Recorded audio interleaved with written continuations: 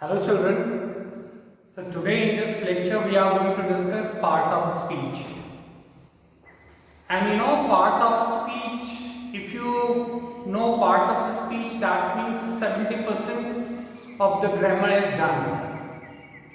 Because what is parts of the speech? Let us understand, let us discuss first what is parts of the speech, and then you could understand how significant, how important parts of speech is. In one way, you can say the whole of English is all about parts of speech. Because parts of the speech says that, now let us understand it this way. Suppose, do you have any idea that what is the total number of words are there in English language? Nobody knows. Like it could be in million. Why? And it's every day, English is a very progressive language. So every day some new words are added into English.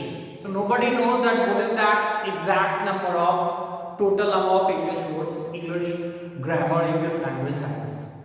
So this parts of speech, I was talking of this parts of speech. So parts of the speech says that that whatever the total number of words are there, all these words can be divided broadly into 8 categories. If we include determiners into parts of the speech, it becomes 9. So all the words, that means whatever the total number of words are there for English in million. So those words could be broadly classified in 9 categories, into 9 categories. And those categories, they are called parts of speech. They are 8 or 9 in number. And what is the criteria? How can we say that a given word is noun or pronoun, verb, adverb, adjective, preposition, conjunction, interjection, or determiners? So it's only based on the function. If a word performs like noun, it is called noun. If a word behaves like pronoun, it is called pronoun.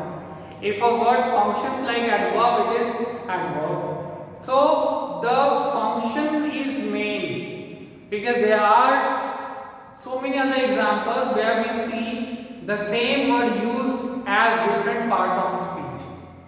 So the underlying meaning is is the function. The way a word functions, so does it get its name. Fine. So today's our topic is parts of speech. Parts of speech.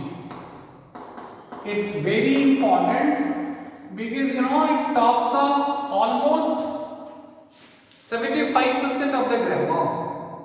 And if a child has some very good knowledge of parts of speech, all their members, all their kinds, all their functions, so of course that child will not have much of problem in dealing with any kind of English. Is that clear?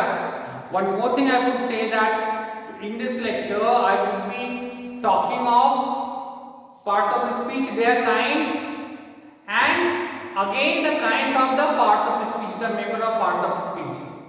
And after this I would make separate video for each part of speech.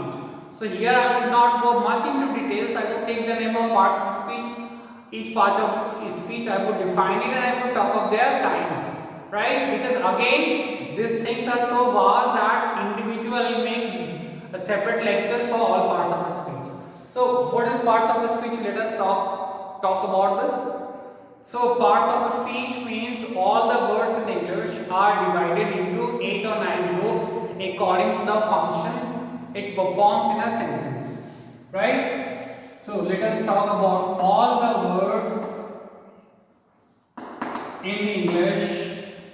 All the words in English are divided into 8 groups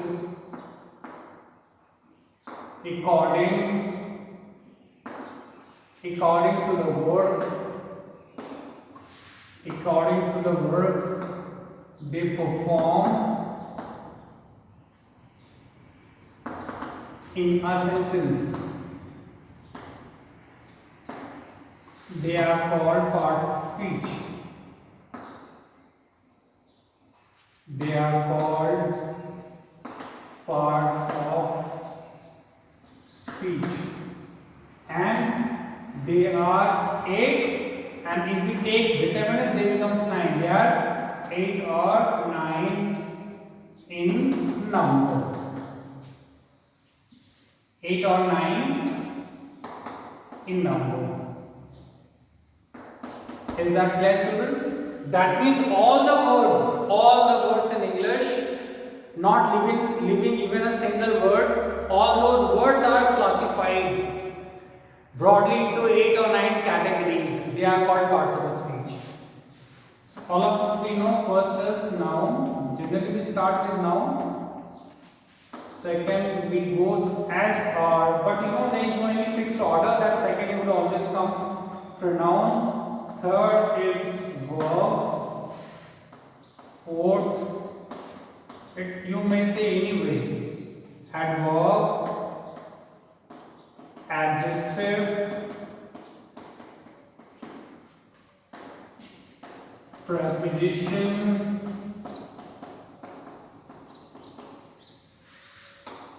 conjunction,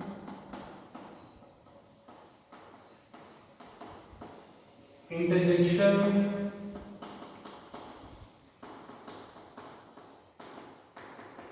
and 9 we take determinants.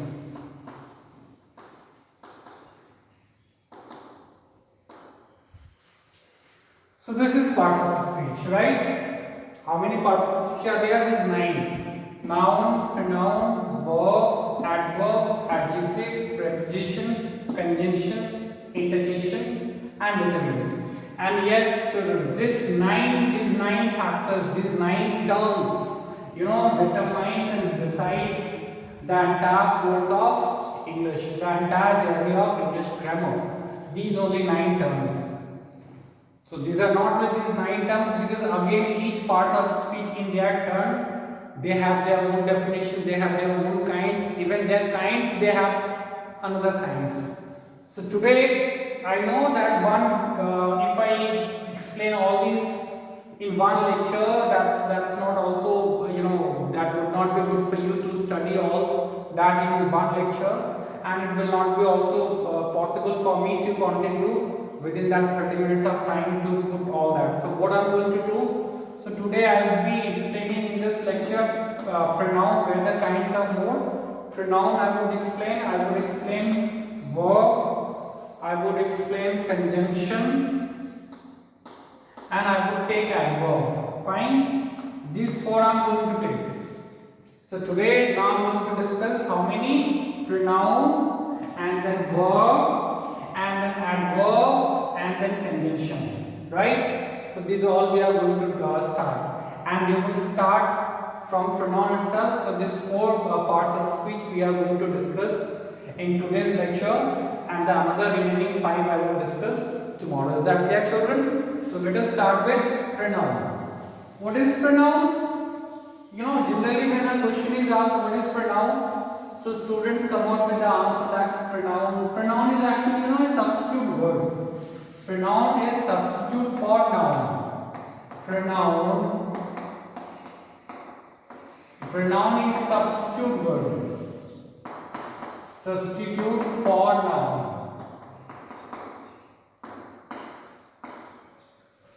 What is its definition? It is a word which is used in place of noun. So when we read this, pronoun is a word which is used in place of noun. So what is the need of replacing a noun with a pronoun? So we need to replace noun with a pronoun, because if we keep on repeating the same noun again and again, the things becomes very odd, right? It doesn't sound good, it becomes clumsy. Suppose if I need to write something about Sachin Tendulkar, right? So if I'm going to write some 1000 words for him on Sachin Tendulkar, so I will be using all the time Sachin Tendulkar Tendulkar, Sachin Tendulkar. So that would really make my writing, very clumsy and very odd. So to avoid the repetition of noun, I will have to use pronoun. So only to avoid the repetition of noun, I have to use pronoun, right? So this is just because if we keep on repeating the same noun again and again, it doesn't sound good, and that's why we have to use pronoun. Now one more thing. When we replace a noun with a pronoun, we need to replace noun with the pronoun of the same gender, of the same number, and of the same case. This is also very important. We need to replace a noun with a pronoun of the same number, same gender, and same case. Let us see what I'm saying. If I say Rohit is smart, people praise him, and this is Rohit's house. See, if I need to replace this Rohit, so I need to write here he, because he is also third person singular number in masculine gender in nominative case. So this Rohit is also here what? Third person singular number, nominative case, and nominative is masculine gender. If there is this Rohit, people praise him. If I need to replace this Rohit, I will have to write here him. Why? Because here it is third person singular number, masculine gender, but here the case is objective case. And if I need to replace this Rohit here, so here I will have to write his. So what I'm saying that when you replace a noun with a pronoun, you make sure that the number, the gender, and the case of the pronoun must be the same as of that of a noun, right? So otherwise there would be a mismatch and the thing would go wrong. Is that clear? So now, having understood these things, let us talk about pronouns, the kinds of pronouns. Kinds of pronoun. So the first is personal pronoun. What a personal pronoun? This I, me, we, us, you and you, he, him, she, her, it, women, it's only, and they and them. These are personal pronoun. Pronoun which are used for in place of person. I, me, first person singular number. We, us, first person plural number. You, second person. He, him, third person singular number, masculine gender. She, her, third person singular number, feminine gender. It, third person singular number, neuter gender. And they, them, third person plural number. This is there. So this is personal pronoun. Personal pronouns are used in place of person. Second, let's see what is there. Possessive pronoun. Possessive pronouns are used for possession and ownership. So mine, ours, yours, his, hers, and theirs. Right? And here I would say there is no need to put apostrophe. People generally put here ours apostrophe no. So mine is first person singular number, first person plural number, yours is second person. There is no need to put apostrophe, right? Only yours. If you write yours, that would be different things. If you write this, so this is wrong. His, hers, and theirs. Third, let us see. Demonstrative. Demonstrative, we have this, that, these, those. Next we have distributive.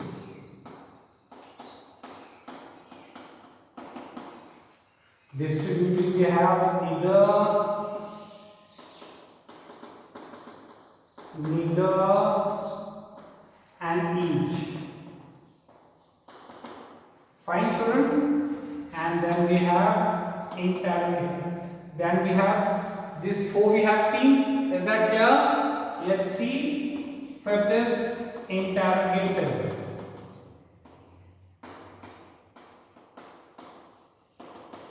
Interrogative we have who,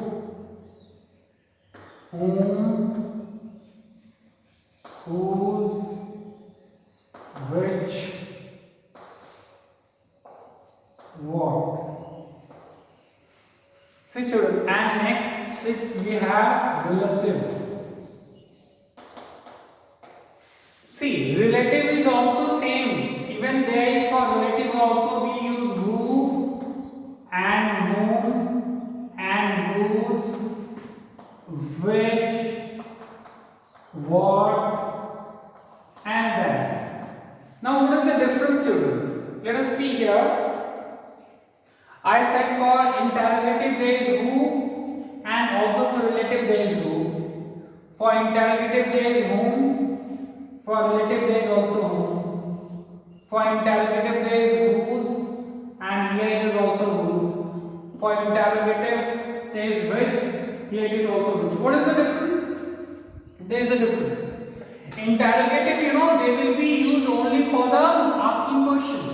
And relative, they would relate. So let us tell you for other things I have not given example, but I think for this I need to give example because otherwise you would always remain confused. Though I would teach all these things when I separately teach you pronoun. So here let's see how who is interrogative and how who is relative. If I say who are you?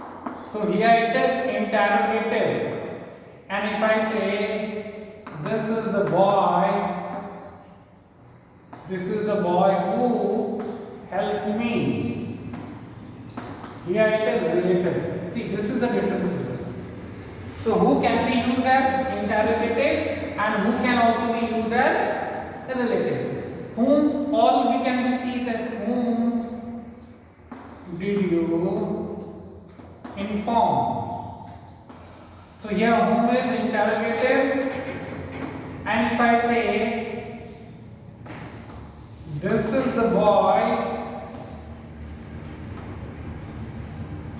whom I informed, here it is relative. Is that clear?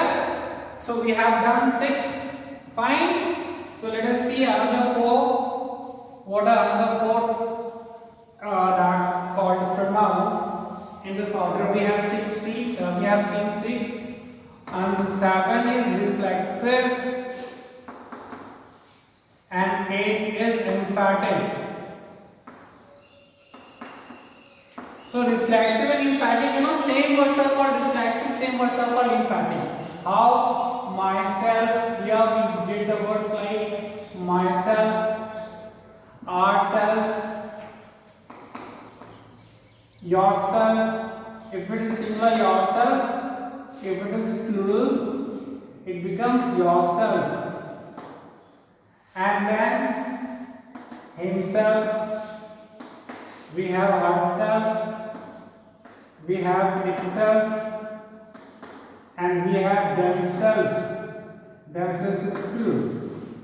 So children, these all words can be used as reflexive, and this can also be used as emphatic. What is the difference? These words can become reflexive when subject they perform, when subject performs some action and the result of the action done gets back to subject, then it is reflexive. Suppose if I say he hit himself,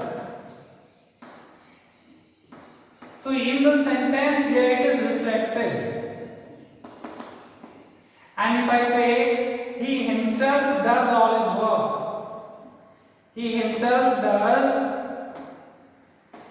all his work, so here it is reflexive. Sorry, here it is emphatic. So this is the difference. All these words can mean reflexive as well as emphatic depending upon the function.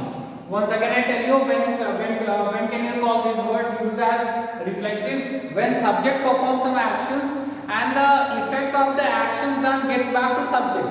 It is reflected back to subject. And when these words can become emphatic, these words are called emphatic. When we put emphasis on the subject, that subject is doing something all by his own effort without taking the help of somebody. And that's why in this sentence he himself here is reflexive and he himself does all his work, here it is emphatic. Fine. So we have seen these two also. So we have moved up to 8. 9 is reciprocal. Reciprocal pronoun. Reciprocal pronoun are only two. Each other we use for two, and one another we use more than two. And 10th we have indefinite. That is someone, no one, nobody. Definite, indefinite is which is not definite. So children, we have seen pronoun, right? The definition of pronoun are all 10 kinds of pronoun. So once again I am telling you this today, since this lecture is only for the parts of the speech. So we are learning only the definition and kinds, but separately I would make a detailed lecture on the pronoun chapter. So let us move for next is conjunctions. Let us see what is conjunctions, because it also has a lot many types of things. So conjunctions are what? Joining words are called conjunctions. When we learn, so we see joining words are called conjunctions. Right? Joining words are called conjunctions.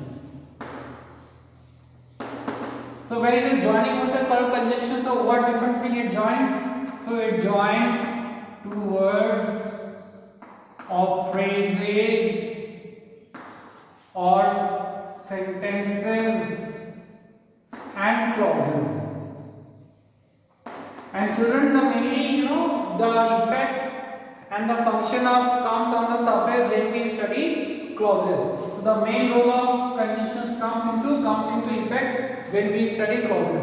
And here I tell you children one more thing, that on clauses detailed different lectures I have already made, and these lectures are already available. I have made altogether 4 different lectures on clauses, right? So there I also have talked you in detail about the conjunctions, because clauses and conjunctions, they go hand in hand. So this is conjunctions. Kinds of conjunctions. If we talk of kinds of conjunction, so conjunctions are of 3 types. First is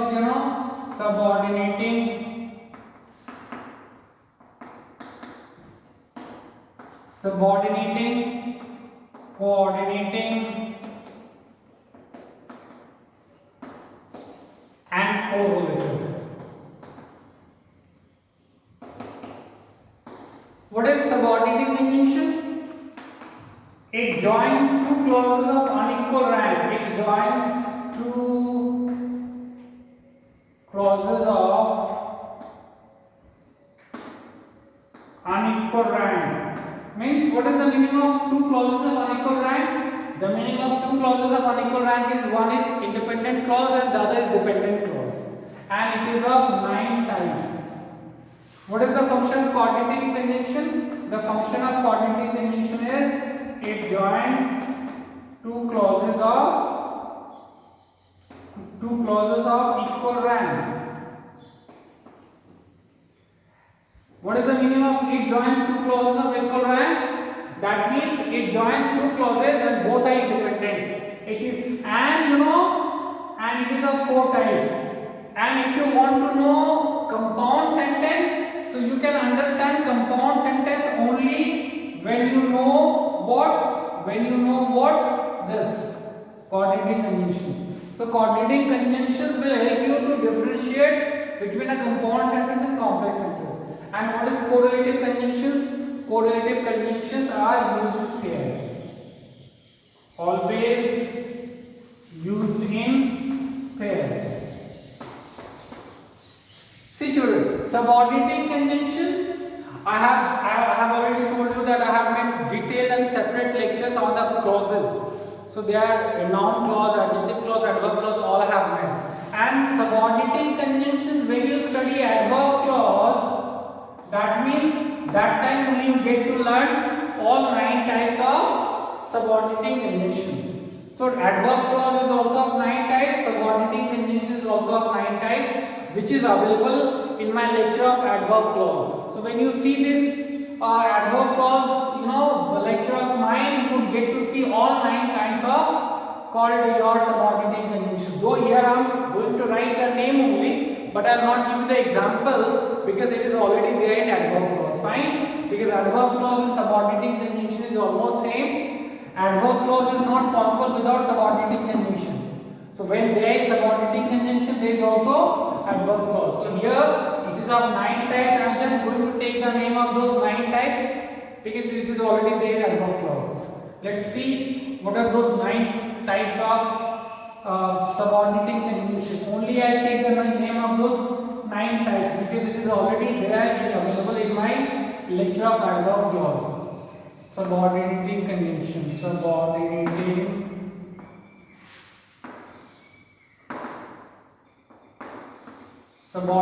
conjunction, subordinating conjunction of time. Let me write this way: subordinating conjunction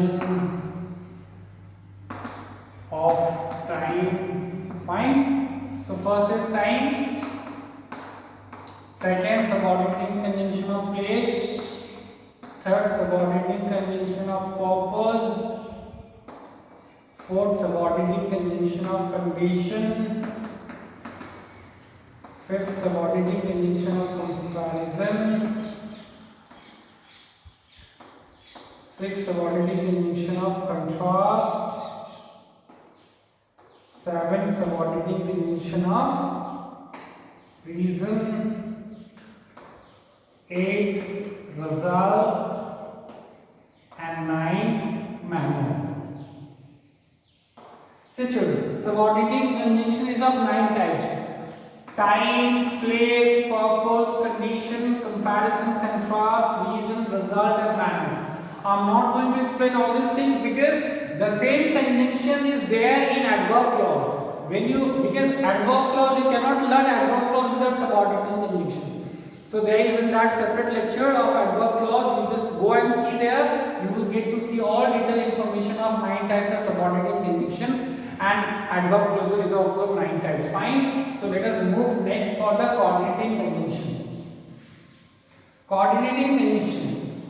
What is the kinds of coordinating conjunction? Coordinating conjunction is of 4 types. What is function? It's function. And compound, there is only one way to differentiate between compound sentence and complex sentence, which is through coordinating conjunction. Only coordinating conjunction will help you to differentiate a complex sentence from a compound sentence. If you know coordinating conjunction, very easily you can say, since there is a coordinating conjunction, so it is a compound sentence. What is the function of coordinating conjunction? I have told you the function of coordinating conjunction is to combine 2 independent clauses, and those 2 independent clauses are combined through coordinating conjunction, right? And those 2 independent clauses are there in compound sentence. So in compound sentence you will find 2 clauses which are independent and they are connected through coordinating conjunction. So there is a very simple way of knowing some of the coordinating conjunctions, that is there is a way called fan boy. Fan boy. F for stands for A for and, N for nor, B for but, O for or, and Y for yet. So these are some of the simple coordinating conjunction. What is that rule? Fan boy. F, A, and B, O, Y.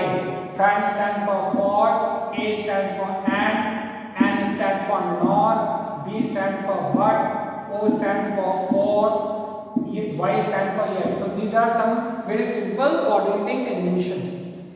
Kinds of coordinating conjunction. Kinds of 4. Fine. Number is cumulative. Cumulative conjunction. Its function is only to add. It will add one single sentence to another. Next is adverb and is a very simple example of cumulative conjunction. Alternative. It will give you a choice, either or, neither nor, or not. So this is alternative. Next is your adversative. This is brings a contrast, but yet this is a very simple example. And fourth is your elative. This is your so. Fine. So this is coordinating conjunction. Fine. Subordinating conjunction you will find in adverb clause. Coordinating conjunction this. Next is what? Next is your correlative conjunction. Fine. And correlative conjunctions I have already told you. It is studied in correlative. Correlative conjunctions are studied in pair. Like both and, not only but also, either or, neither nor, should, less should,